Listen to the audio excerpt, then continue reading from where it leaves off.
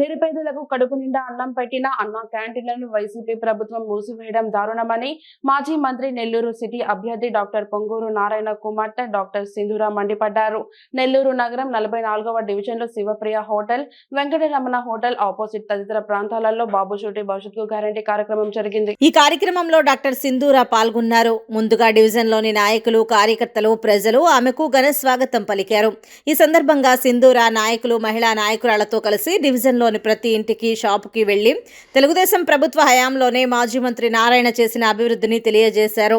గడిచిన 5 ఏళ్లుగా ఏం అభివృద్ధి జరగలేదన్న విషయాన్ని కూడా ఆమె వివరించారు. రాబోయే ఎన్నికల్లో తెలుగుదేశం పార్టీకి ఓట్లు వేసి మా నాన్నని భారీ మెజారిటీతో గెలిపించాలని ఆమె ప్రజల్ని అభ్యర్థించారు. అనంతరం డాక్టర్ సింధూర మాట్లాడారు. తిప్పరాజు గారి వీధిలో మన టీడీపీ సైన్యంతో కలిసి ఇంటింటికి వెళ్ళి టీడీపీ కోసం ప్రచారం చేయడం అన్నది చేపట్టాము. మీ అందరికీ తెలుసు, గత 2 to 3 monthsగా నేను నెల్లూరులో డిఫరెంట్ డివిజన్స్లో తిరుగుతున్నాను అండ్ డిఫరెంట్ పీపుల్ని మీట్ అవుతున్నాం. అది ఒక చిన్నపిల్లలు కావచ్చు, పెద్దవాళ్ళు కావచ్చు, లేకపోతే ఒక బిజినెస్ పీపుల్ కావచ్చు, లేకపోతే 9 to 6 జాబ్ చేసే వాళ్ళు కావచ్చు, స్కూల్ టీచర్లు కావచ్చు, లేకపోతే రిక్షా పుల్లర్స్ కావచ్చు. ఇట్లా వేరియస్ లెవెల్స్ మనుషుల్ని కలుస్తున్నాము. అట్లా డిఫరెంట్ పీపుల్ని కలిసినా కూడా వాళ్ళందరూ ఒకటే చెప్తున్నారు, మేము ఓటేసేది పార్టీలకి, టీడీపీకి కాదు, వేసేది కూడా అది ఒక్క విషయమో 2 విషయాల్లో చూసి కాదమ్మా. పాస్ట్లో ఏం జరిగింది, ప్రజెంట్ ఏం జరుగుతోంది, ఫ్యూచర్లో ఏం జరగబోతోంది, ఆ క్లారిటీ ఉంది కాబట్టే మేము టీడీపీకి ఓటేయబోతున్నాము.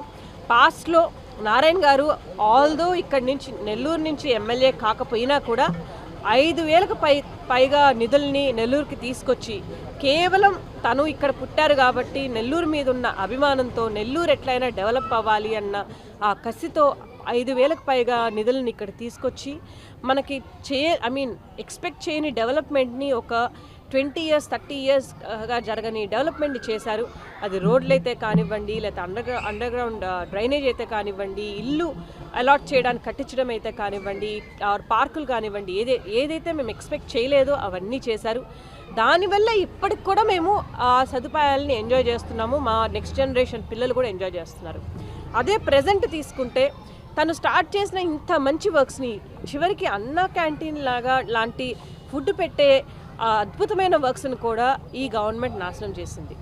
అంతేకాకుండా అండర్గ్రౌండ్ డ్రైనేజ్ ఇలాంటి పనులు అయితే ఒక 80% 90% అయిపోయి ఉన్నా కూడా వాటిల్ని ఆపేశారు, చాలా దుర్మార్గంగా ఆపేశారు. అది మేము తట్టుకోలేకపోతున్నాము. అలాగే బేసిక్ ఎమ్యూనిటీస్, అది ఒక ఎలక్ట్రిసిటీ కావచ్చు, లేకపోతే పెన్షన్లు కావచ్చు, లేకపోతే ఉప్పు పప్పులు కావచ్చు, లేకపోతే బస్సు యొక్క ఛార్జీలు కావచ్చు, అలాంటివన్నీ కూడా పెంచడం వల్ల సామాన్యులు, నిరుపేదలు కూడా ఇబ్బంది పడుతున్నారు.